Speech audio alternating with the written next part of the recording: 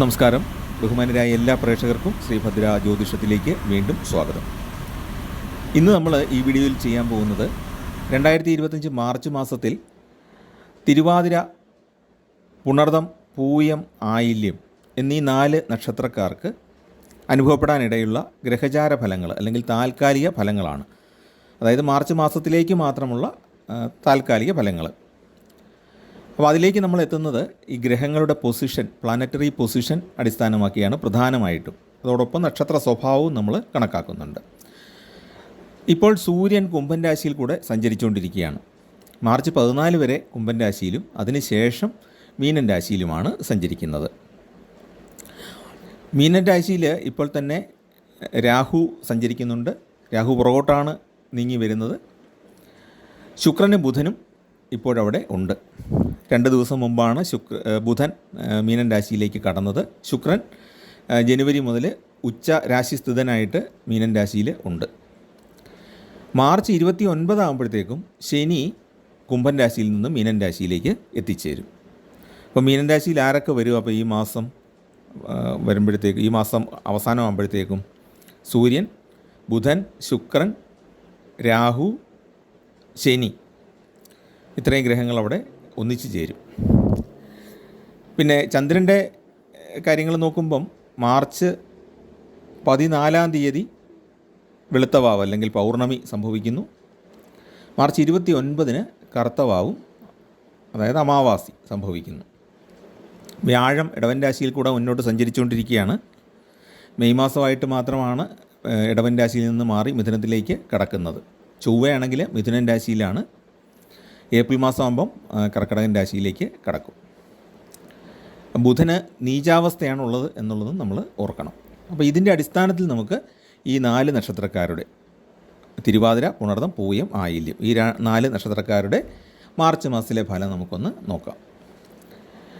ആദ്യം തിരുവാതിര നക്ഷത്രക്കാരുടെ ഫലമാണ്. തിരുവാതിര മിഥുനക്കൂറിൽ ഉൾപ്പെട്ട് വരുന്ന നക്ഷത്രമാണ്. അതായത് അവരുടെ ജനന സമയത്ത് ചന്ദ്രൻ നിൽക്കുന്നത് മിഥുനം രാശിയിലാണ്. അതാണ് മിഥുനക്കൂറെന്ന് പറയുന്നത്. കൂറ് എന്ന് പറയുന്നത് ജനന സമയത്ത് ചന്ദ്രൻ നിൽക്കുന്ന രാശിയാണ്. തിരുവാതിര നക്ഷത്രക്കാരുടെ നക്ഷത്ര ദശാധിപൻ എന്ന് പറയുന്നത് രാഹുവാണ്. ഈ രാഹുവിന് ബുധശുക്രന്മാരുടെ യോഗവും കൂടെ സിദ്ധിച്ച് നിൽക്കുകയാണിപ്പോൾ. അതുകൊണ്ട് തന്നെ ഔദ്യോഗിക കാര്യങ്ങളിലൊക്കെ ഗുണകരമായ ഫലങ്ങളാണ് സിദ്ധിക്കുന്നത്. സുഹൃത്തുക്കളിൽ നിന്നും സഹായ സഹകരണങ്ങൾ ഉണ്ടാകും. സാമ്പത്തികമായ സഹായങ്ങളും ലഭിക്കുന്നതാണ്. അതുപോലെ തന്നെ പൊതുവേ നമ്മൾ ആഗ്രഹിക്കുന്ന കാര്യങ്ങളൊക്കെ സാധിച്ച് കിട്ടാൻ ഇടയുള്ള കാലഘട്ടമാണ്. പക്ഷേ എപ്പോഴും ഒരു കാര്യം ആലോചിക്കണം, ബുധൻ നീചത്തിലാണ്. ബുദ്ധിപരമായിട്ട് ചെയ്യേണ്ട കാര്യങ്ങളൊക്കെ 2-3 തവണ ആലോചിച്ചും ഈ രംഗത്ത് പരിചയമുള്ള ആൾക്കാരുമായിട്ട് കൺസൾട്ട് ചെയ്തും മാത്രമേ ചെയ്യാവുള്ളൂ എന്നുള്ള കാര്യം കൂടെ ശ്രദ്ധിക്കുക. മീനൻ രാശി വ്യാഴത്തിൻ്റെ രാശി ആയതുകൊണ്ട് വലിയൊരു ദോഷം വരാൻ ഇടയില്ല എങ്കിൽ പോലും ബുധൻ നീചത്തിൽ നിൽക്കുകയാണ്. ആ ഒരു പ്രയാസം അവിടെ ഉണ്ടാകും. എന്നാൽ ശുക്രൻ ഉച്ചത്തിലാണ് നിൽക്കുന്നത് എന്നുള്ളതിൻ്റെ ധനലാഭവും ഐശ്വര്യവും ഒക്കെ ഉണ്ടാവുകയും ചെയ്യും. കലാരംഗത്തൊക്കെ പ്രവർത്തിക്കുന്നവർക്ക് നല്ല രീതിയിലുള്ള വരുമാനം ലഭിക്കുന്നതാണ്. ധാരാളം സ്റ്റേജുകളും കിട്ടാൻ സാധ്യതയുണ്ട്. ചിത്രകലയിലൊക്കെ ഏർപ്പെട്ടിരിക്കുന്നവർക്ക് നല്ല ഒരു കാലമാണ്. അവരുടെ പടങ്ങളൊക്കെ, അവരുടെ രചനകളൊക്കെ അംഗീകരിക്കപ്പെടുകയും ഫെലോഷിപ്പൊക്കെ കിട്ടാനൊക്കെയുള്ള സാധ്യതകളുണ്ട്.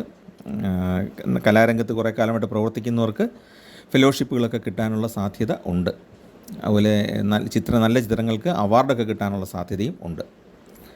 ഫോട്ടോഗ്രാഫി ചെയ്യുന്നവർക്കും സിനിമാ രംഗത്തുള്ളവർക്കൊക്കെ ഗുണകരമാണ് കാലം. പൂർവിക സ്വത്തുക്കൾ ലഭിക്കാൻ സാധ്യതയുണ്ട്. നേരത്തെ എന്തെങ്കിലും തർക്കങ്ങളോ കുടുംബപരമായ പ്രശ്നങ്ങളോ ഒക്കെ ഉണ്ടെങ്കിൽ അതൊക്കെ പരിഹരിച്ച് സ്വത്ത് കൈവശം എത്തിയേക്കും. ബിസിനസ് കാര്യങ്ങൾ നോക്കുമ്പം ചെറിയ സംരംഭങ്ങളൊക്കെ ചെയ്യുന്നവർക്ക് ലാഭകരമായിട്ട് മുന്നോട്ട് കൊണ്ടുപോകാനായിട്ട് സാധിക്കും. അതുപോലെ കുറേയേറെ സുഖഭോഗങ്ങൾ അനുഭവിക്കാൻ തിരുവാതിര നക്ഷത്രക്കാർക്ക് സാധിക്കുന്നതാണ്. എന്നാൽ ഈ ജന്മക്കൂറിലാണ് അവരുടെ ഈ ചൊവ്വ സഞ്ചരിക്കുന്നത്. അപ്പോൾ ചൊവ്വ എന്ന് പറയുന്നത് എപ്പോഴും കലഹവും യുദ്ധമൊക്കെ ഉണ്ടാക്കുന്ന ഒരു ഗ്രഹമാണ്. അല്ലെങ്കിൽ ആ എലമെൻ്റാണ് ചൊവ്വയിൽ ഉള്ളത്.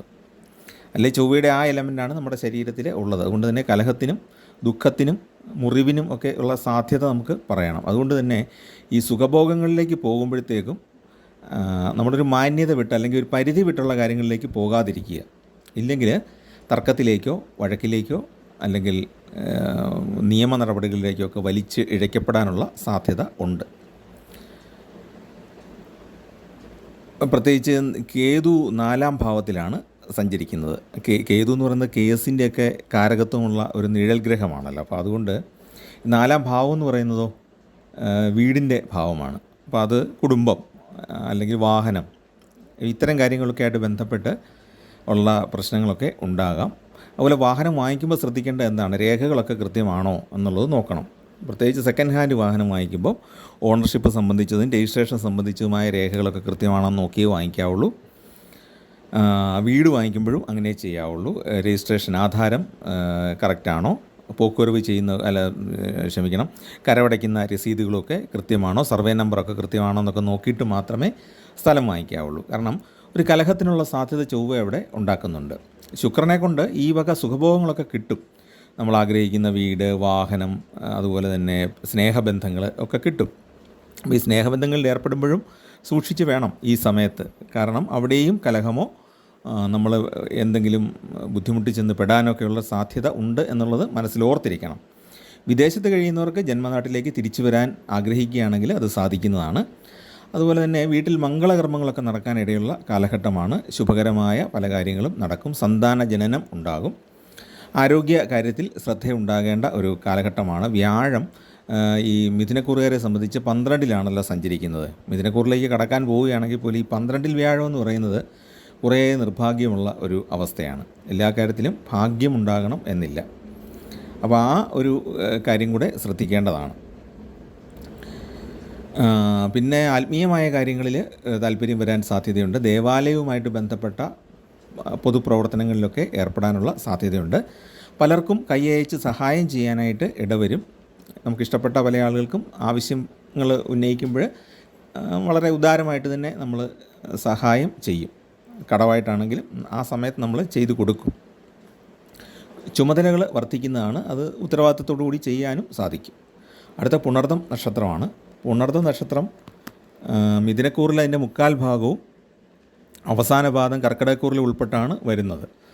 അവർക്കും ഗുണാനുഭവങ്ങൾ കൂടുതലായിട്ട് വരുന്ന കാലഘട്ടമാണ്. പക്ഷേ ഈ പുണർദം നക്ഷത്രത്തിൽ കൂടിയാണ് ചൊവ്വ സഞ്ചരിക്കുന്നത്. അതുകൊണ്ട് മനസ്സിനൊരു ക്ഷോഭം ഉണ്ടായേക്കാം.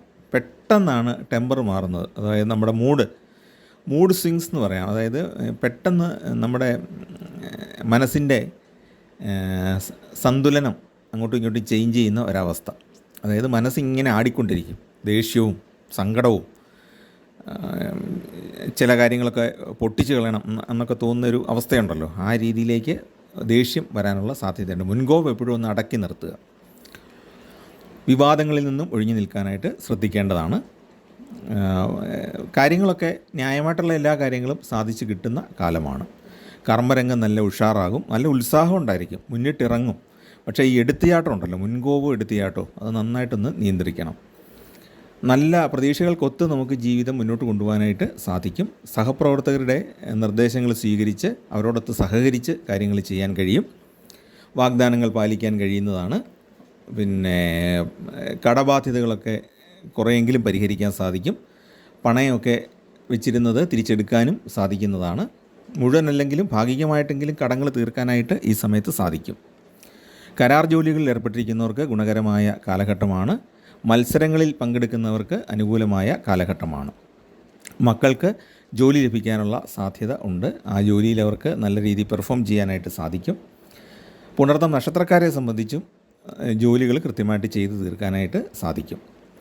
പിന്നെ ഭാവി കാര്യങ്ങൾ സംബന്ധിച്ച് വിൽപ്പത്രം എഴുതി വെക്കുക, ഡോക്യുമെൻറ്റേഷൻ തയ്യാറാക്കുക, പവർ ഓഫ് അറ്റോർണി കൊടുക്കുക തുടങ്ങിയ കാര്യങ്ങളൊക്കെ ഈ സമയത്ത് ചെയ്യാനുള്ള സാധ്യതയും ഉണ്ട്. അതായത് സ്വത്ത് കൈമാറ്റം സംബന്ധിച്ചോ അല്ലെങ്കിൽ മറ്റെന്തെങ്കിലും വിലപ്പെട്ട വസ്തുക്കളുടെ കൈമാറ്റം സംബന്ധിച്ചോ ഒക്കെ ഒരു തീരുമാനം ഉണ്ടാക്കി വെക്കണം എന്നൊരു തോന്നൽ ഉണ്ടാകാൻ സാധ്യതയുള്ളൊരു സമയമാണ് ഈ മാർച്ച് മാസം പുണർദം നക്ഷത്രക്കാർക്ക്. അതുപോലെ ടാക്സ് സംബന്ധിച്ച കാര്യങ്ങളൊക്കെ ക്ലിയർ ചെയ്ത് മുന്നോട്ട് പോകണം എന്ന് നിശ്ചയിക്കുന്ന ഒരു സമയമാണ്. അതിന് വേണ്ടിയിട്ട് കൺസൾട്ടൻറ്റിനെയോ ഒക്കെ സമീപിക്കാനും സാധ്യത ഉണ്ട്.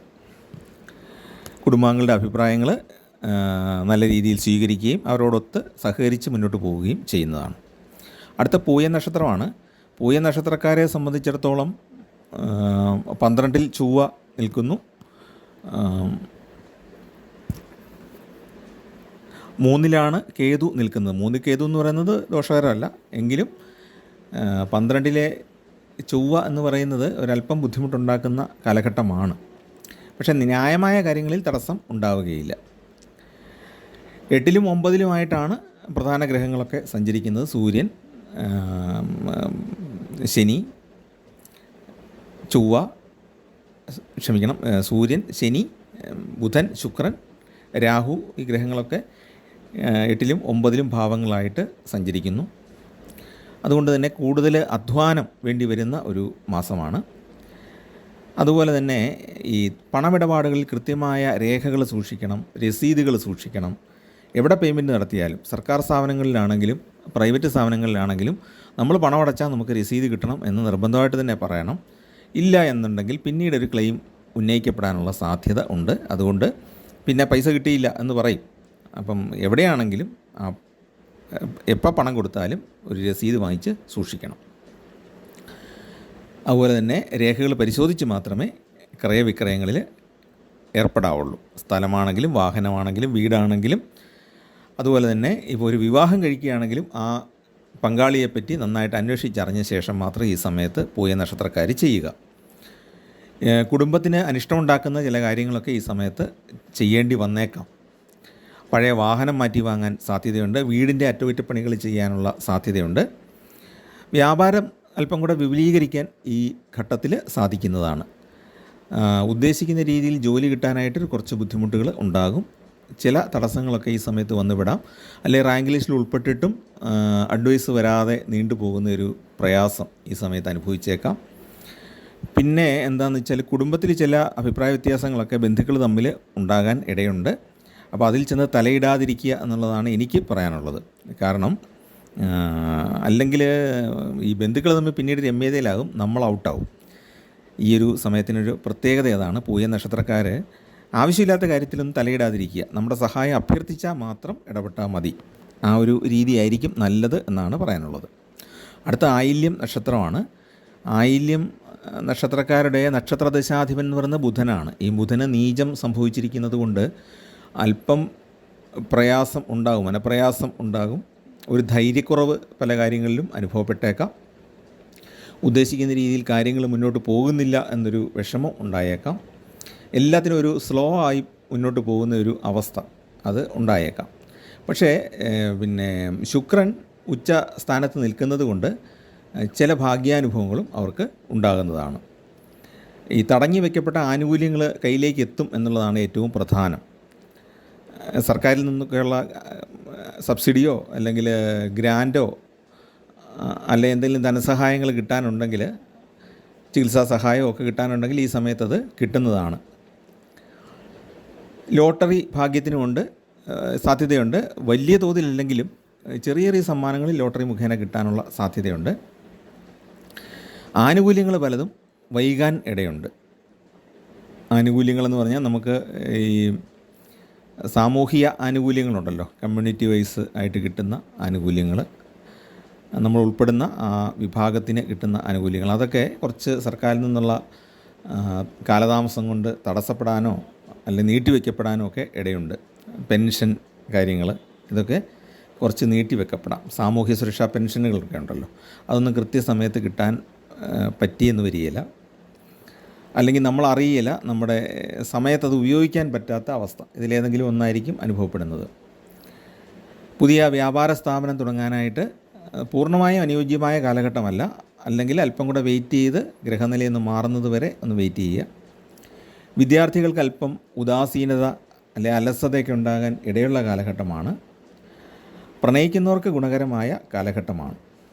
പക്ഷേ ദാമ്പത്യ ബന്ധത്തിൽ അത്ര ഗുണകരം അല്ല, അഭിപ്രായ വ്യത്യാസങ്ങൾ ഉണ്ടായേക്കാം. ഭൂമി, വാഹനം, വീട് തുടങ്ങിയ കാര്യങ്ങൾ വാങ്ങുകയോ വിൽക്കുകയൊക്കെ ചെയ്യുമ്പോൾ വളരെ സൂക്ഷിച്ച് ചെയ്യുക. എല്ലാത്തിനും കൃത്യമായിട്ട് രേഖകൾ സൂക്ഷിക്കുക. പണമിടപാടുകൾക്ക് കൃത്യമായ രേഖകൾ സൂക്ഷിക്കുക. ആരോഗ്യപരമായിട്ട് ജാഗ്രത പുലർത്തേണ്ട ഒരു മാസമാണ് ഈ മാർച്ച് മാസം. പിന്നെ ആയില്യം നക്ഷത്രനാഥനായ ബുധന് നീചം സംഭവിച്ചിട്ടുള്ളത് നമ്മൾ ഒന്ന് ശ്രദ്ധിക്കേണ്ടതാണ്. കാരണം നേരത്തെ പറഞ്ഞല്ലോ, ആരോഗ്യപരമായിട്ടും മാനസികമായിട്ടും ഒക്കെ അല്പം ക്ഷീണം തോന്നുന്ന ഒരു കാലഘട്ടമാണ്. അതുകൊണ്ട് നവഗ്രഹ ക്ഷേത്രത്തിൽ ബുധനെ പ്രീതിപ്പെടുത്തുന്നതിനുള്ള വഴിപാടുകൾ ചെയ്യണം. നാഗക്ഷേത്രത്തിൽ നാഗരാജാവിനും നാഗയക്ഷിക്കും അല്ലെങ്കിൽ നാഗദൈവങ്ങൾക്ക് നൂറും പാലവും ആയില്യപൂജയോ ചെയ്യുന്നത് അവർക്ക് കൂടുതൽ ഗുണകരമാണ്. അപ്പോൾ ഞാനിത് എടുത്തു പറയാൻ കാര്യം, ആയില്യ നക്ഷത്രക്കാർക്ക് ചില പ്രതിസന്ധി ഉണ്ടാകുന്നതായിട്ട് ഈ മാസം അനുഭവപ്പെടാൻ സാധ്യതയുണ്ട്. അതുകൊണ്ടാണ് വഴിപാട് കൂടെ ചേർത്ത് പറഞ്ഞത്. എന്താണെങ്കിലും തിരുവാതിര, പുണർതം, പൂയം, ആയില്യം ഈ 4 നക്ഷത്രക്കാരുടെ സാമാന്യ ഫലങ്ങൾ, ഗ്രഹചാര ഫലം ആണ് ഇപ്പം ഇവിടെ സൂചിപ്പിച്ചത്. ചാനൽ ഇഷ്ടപ്പെട്ടെങ്കിൽ ഒന്ന് സബ്സ്ക്രൈബ് ചെയ്യുക. നിങ്ങളുടെ സുഹൃത്തുക്കൾക്കും ബന്ധുക്കൾക്കും അയൽക്കാർക്കൊക്കെ ഒന്ന് ഷെയർ ചെയ്ത് കൊടുക്കുക. സഹപ്രവർത്തകർക്കൊക്കെ ഒന്ന് കൊടുക്കുക. എല്ലാവർക്കും നന്മയുണ്ടാകട്ടെ എന്ന് പ്രാർത്ഥിക്കുന്നു.